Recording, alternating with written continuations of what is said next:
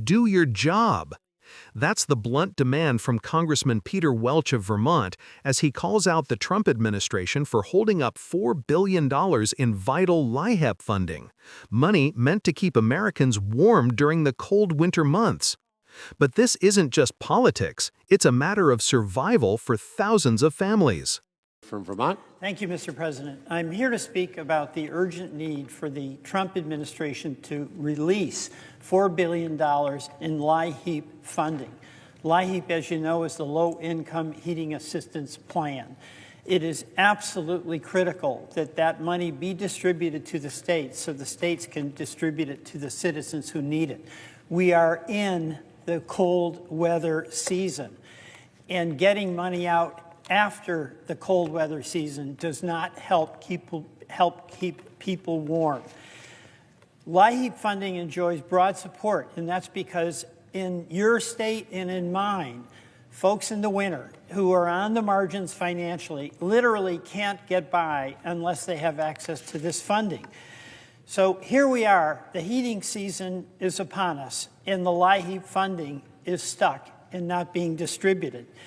This is an absolute responsibility of the Trump administration, and there's no excuse for withholding the funding. It just means that people who are cold are going to be cold and terrified, and they have no confidence about their ability to stay warm.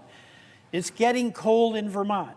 You know, most families who use LIHEAP funding, they make about 150% of the poverty level. That's about $23,000 a year. You know, the cost of home heating fuel, between $3 and $4 a gallon right now, that help is essential. In Vermont, around 26,000 people rely on LIHEAP to afford the heat. And by the way, for folks in the warm weather parts of our country, it helps on air conditioning, which is vital. And as you know, Mr. President, the number of people who are dying of heat exposure has been increasing alarmingly. So this is the call to the Trump administration. Do your job. Now, Secretary Kennedy has a legal responsibility to disperse the current LIHEAP funding. And it's illegal for him to withhold those funds, as well as really pretty cruel. The reality is that this summer, we in Congress came together on a bipartisan basis to increase and to pass the $4 billion in funding for the program.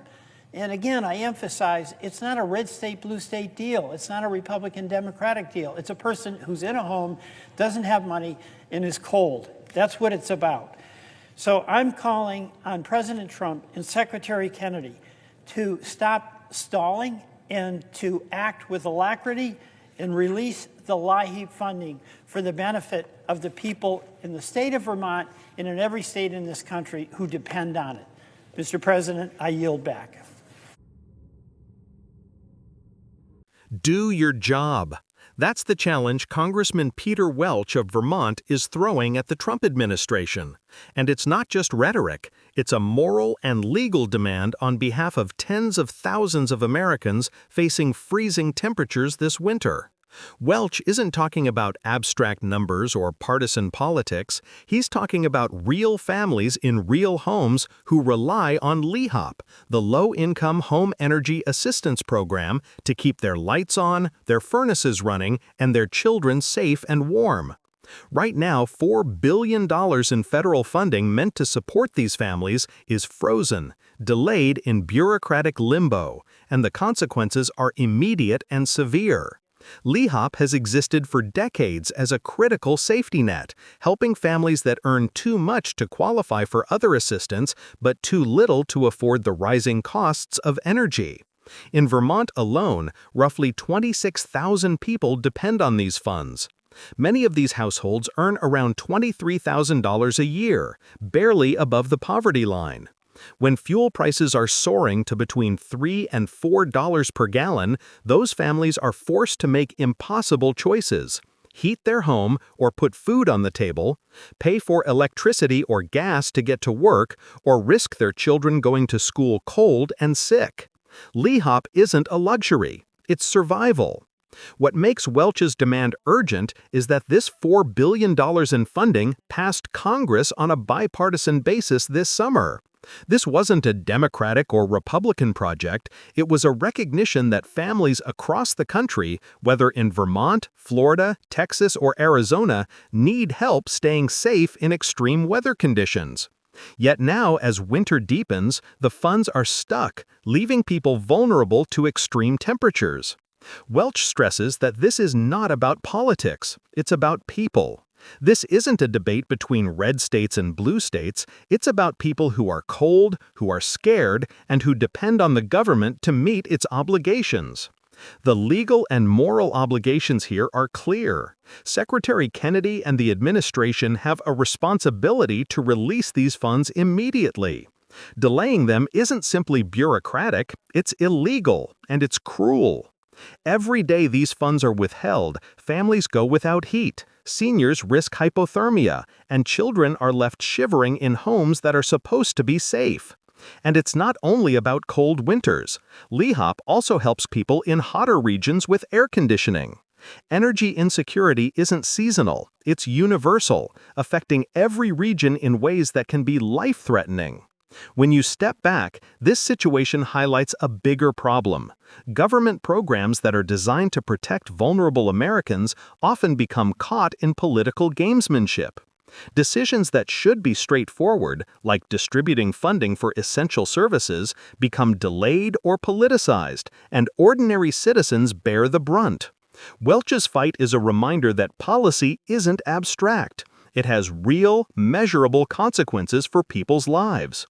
When lawmakers approve funding and the administration fails to distribute it, it's not a delay in paperwork, it's a delay in human safety.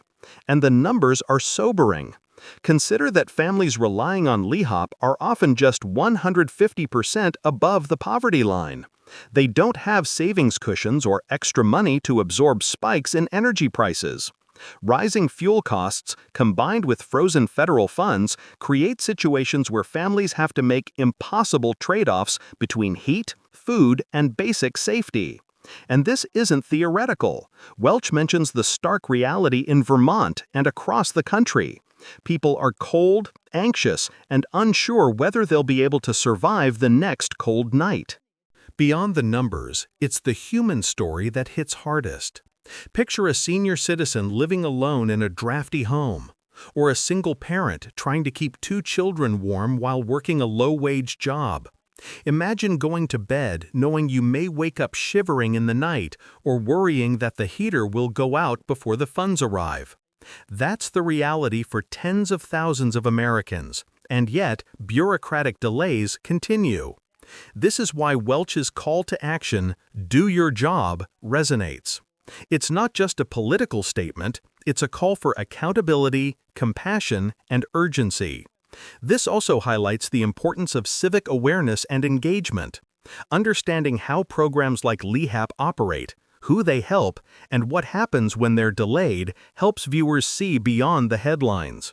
These programs aren't just numbers on a spreadsheet, they are lifelines.